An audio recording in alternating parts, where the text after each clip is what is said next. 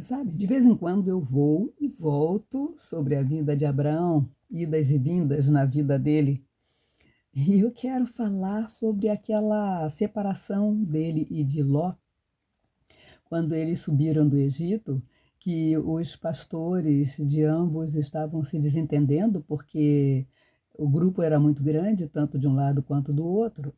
E Abraão, na época Abraão, ainda fez a proposta para Ló, para que ele escolhesse um lugar, né, que tinha tantos lugares, estavam num lugar tão amplo, e que ele fizesse a escolha dele. A escolha que ele fizesse, ele iria para aquele lado e o Abraão iria para o outro, exatamente no oposto. Ló levantou os olhos e viu as campinas, né, tão verdezinhas, tão lindas. E então, quando ele viu, ele escolheu o lugar mais fértil, a terra melhor. A campina, toda a campina do Jordão era bem regada. E ele então escolheu aquela parte. Para Ló, os olhos dele viram o que era muito lindo.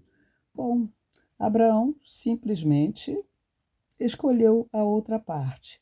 Ló escolheu aquela parte, mas ele não considerou que havia ali as cidades de Sodoma e Gomorra, que eram os lugares mais pervertidos da terra naquela época.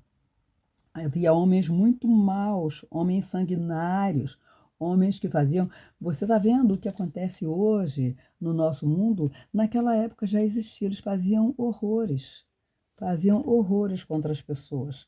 Eram pessoas de muita ruindade, de má índole. Bom, Ló ficou daquele lado, que depois você vai ver, você pode conferir na Bíblia, no livro de Gênesis 13, a partir do, melhor, a partir do capítulo 14, você pode conferir no livro de Gênesis tudo o que aconteceu na vida de Ló. Pois bem, e depois que Ló saiu e escolheu, né, a cidade, aqueles lugares bonitos e férteis, terras férteis para quem tinha gado, disse o Senhor a Abraão, depois que Ló apartou-se dele: levanta agora os teus olhos e olha desde o lugar onde estás para a banda do norte e do sul e do oriente e do ocidente, porque toda essa terra que vês hei de dar a ti e a tua semente para sempre. E farei tua semente como o pó da terra, de maneira que se alguém puder contar o pó da terra, também poderá contar a sua semente. E Deus ainda falou para ele: percorre a terra na sua extensão e na sua largura, porque eu darei. Toma posse, né? Deus queria dizer isso: toma posse dessa terra. Você vai de um lugar a outro. Qual foi a promessa de Deus mesmo a Abraão? Todo lugar em que pisar a planta do teu pé será teu. É interessante porque a escolha de Ló, ele escolheu o melhor. Para Abraão não era necessário ele escolher o melhor, porque onde ele estivesse, a presença de Deus estaria com ele. Você já experimentou isso? Da presença de Deus estar com você, não importa onde você for, não importa o lugar. O lugar não é importante, o importante é a presença de Deus na vida.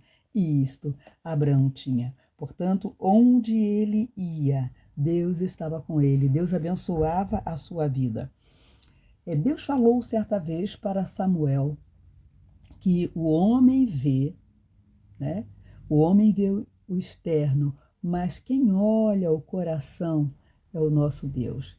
Ele olha para o nosso interior e conhece as verdadeiras intenções do nosso coração.